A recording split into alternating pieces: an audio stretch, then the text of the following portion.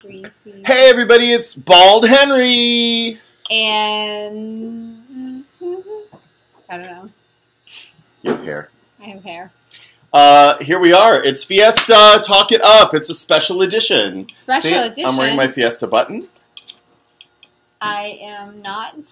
I shaved my head just for the occasion. Look. Oh, it's smooth like a baby's bottom. And I'm showing my goatee. A lot of people had complimented me on my goatee. I haven't got my summer look yet. No, this is my total summer time. It's my look. And I've got my cool shades. Usually I do chop my hair off for the summer, but I'm donating it at the end of the year. Are you really? Yeah.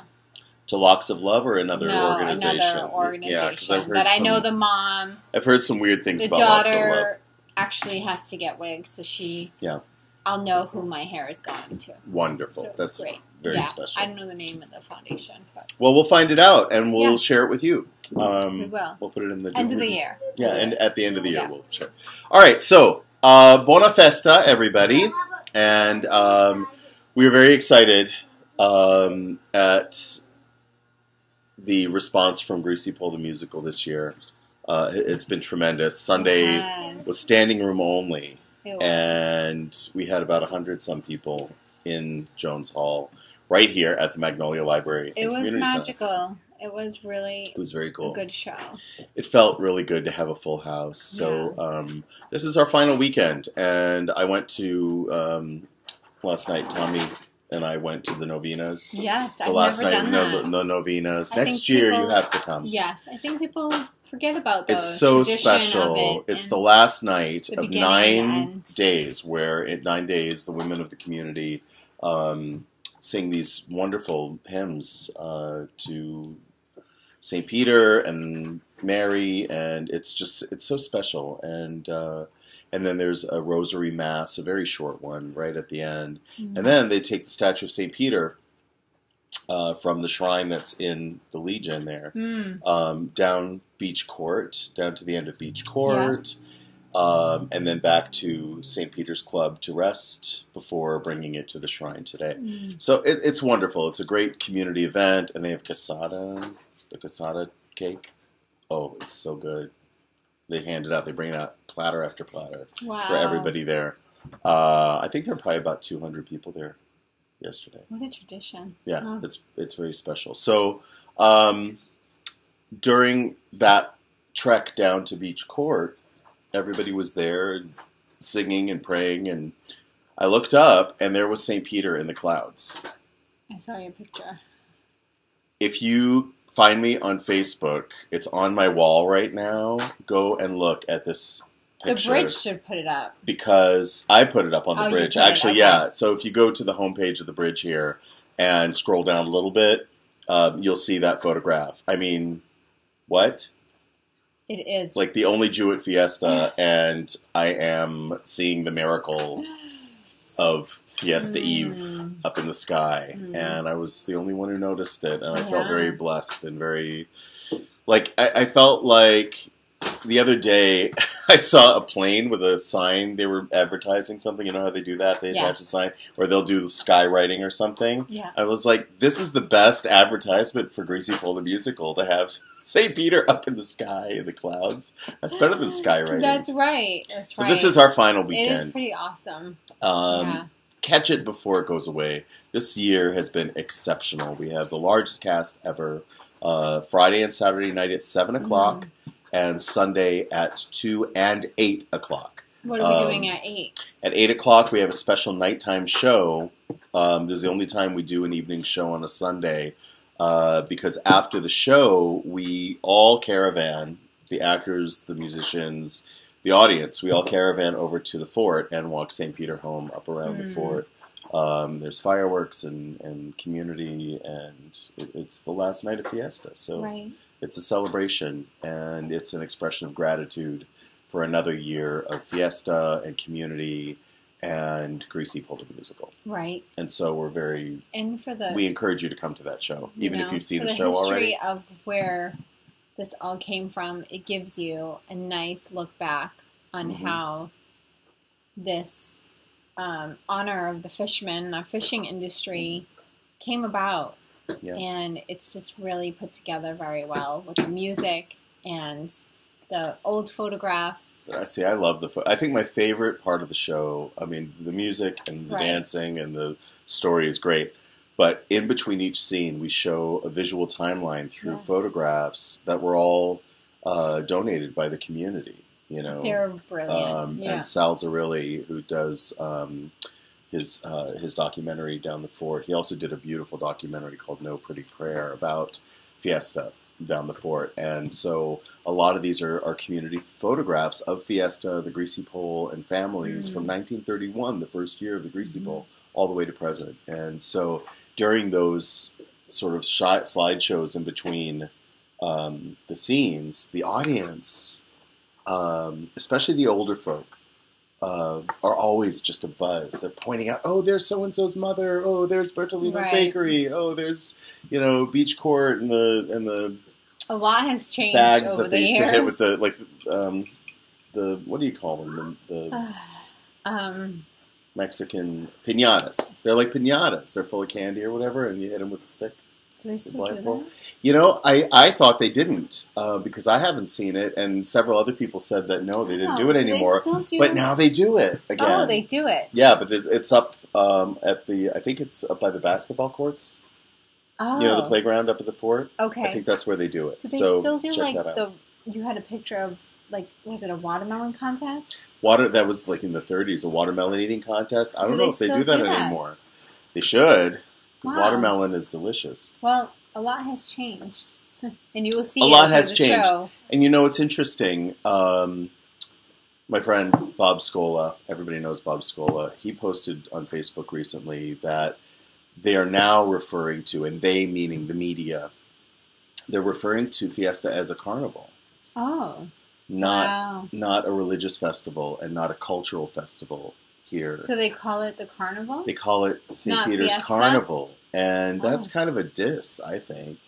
I haven't heard that. And somebody from Rockport posted that Fiesta is just sort of like this weird dichotomy of, local Italians and Sicilians trying to be like the Sopranos or trying to be like Jersey Shore, that there's a lot of, and I've heard a lot of our young people complaining about how over-sexualized the girls are, wearing tube tops and short shorts and, just looking a little, I don't know.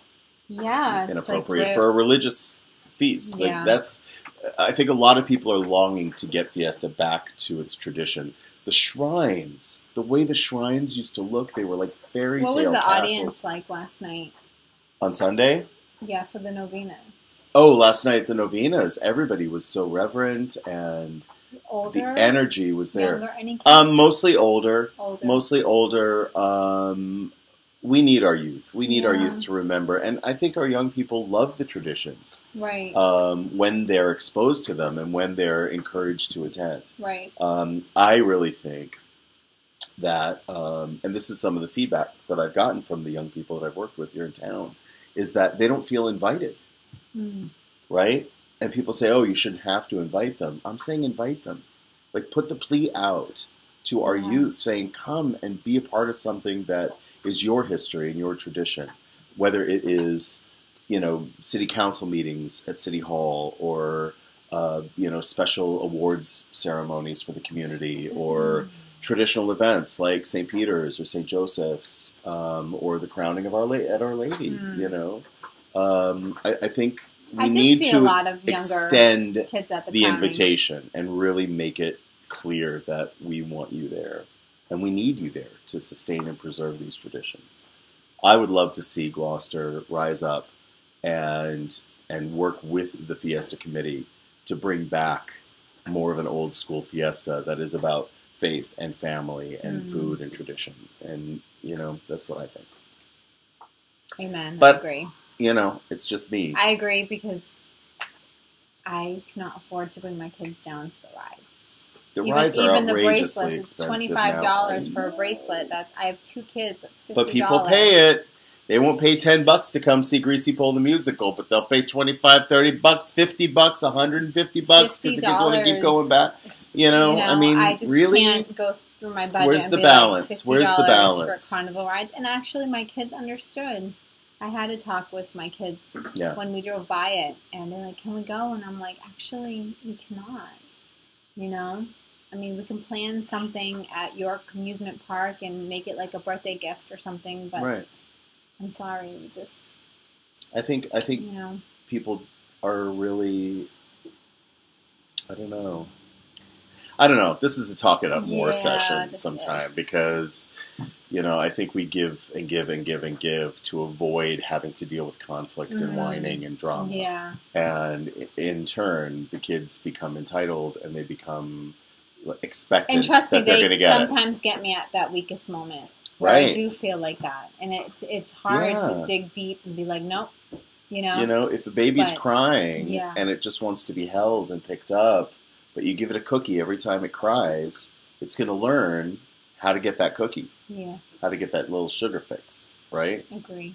Mm-hmm. So, anyway, that's a bigger cultural problem. It's not just you, Gloucester. It's not just us.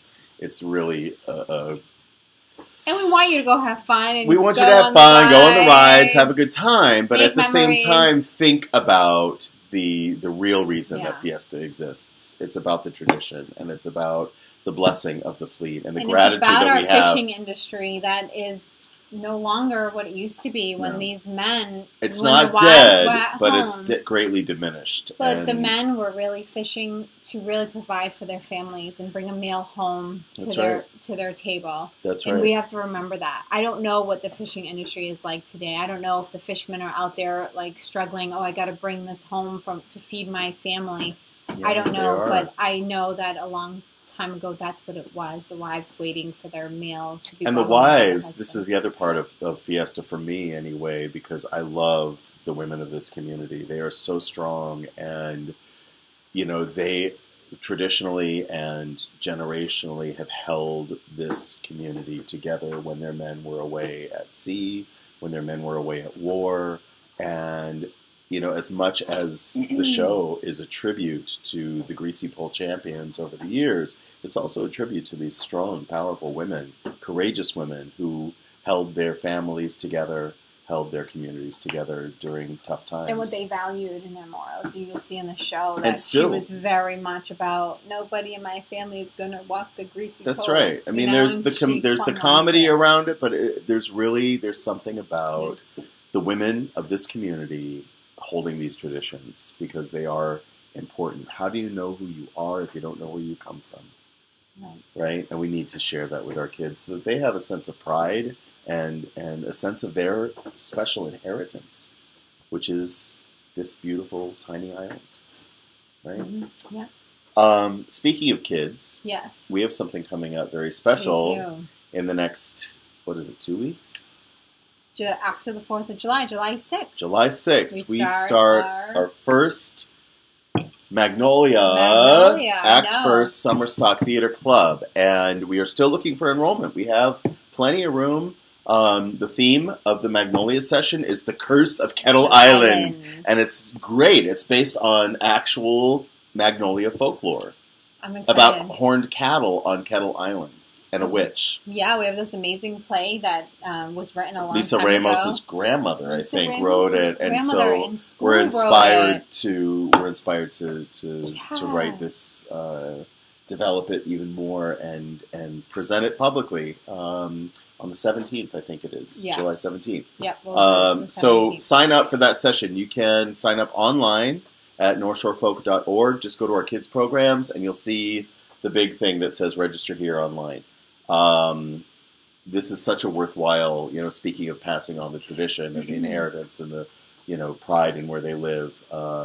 These folkloric stories are dying, and this is a great way to preserve them. So we're very proud of that, and this is our 5th year. Magnolia. Yes, there is mystery in Magnolia. Everybody wonders about what Magnolia was like, and well, and this story actually dates back to the time of the Salem witch trials. Interesting. And there's a rock out on the beach. There is a rock. That is the witch's head coming out of the it's out of a the pretty stones. Cool rock. So I'm excited to learn more about the curse of Kettle Island. I'm excited to see where the kids are going to take it. Because they always take it. And then the second session is going to be in Manchester by the Sea. Yes. I'm very excited to partner with the Manchester Historical Society. Beth Wellen over there, the director of the museum, is also very excited. And we're going to be learning about Manchester's folklore and history. And we'll be performing that play that the children write. It's going to be a maritime mystery musical. And that will be August 1st. August 1st, they're going to perform at the Festival by the Sea in the back garden of the museum. I love that. So I'm very excited about that. And then, of course, our third session, which is always one of our favorites, downtown Gloucester. We're going to be all over town. We're going to be on the water taxi over to Rocky Neck. And the kids are going to learn so much, and then they're going to write Gilly Gloucester and the Fish Stick Factory. And we're going to perform that at the Sawyer Free Library in their beautiful outdoor amphitheater. Yes, I still have to find out about that. So, if anybody knows any connection there. There's still room for all you last-minuters.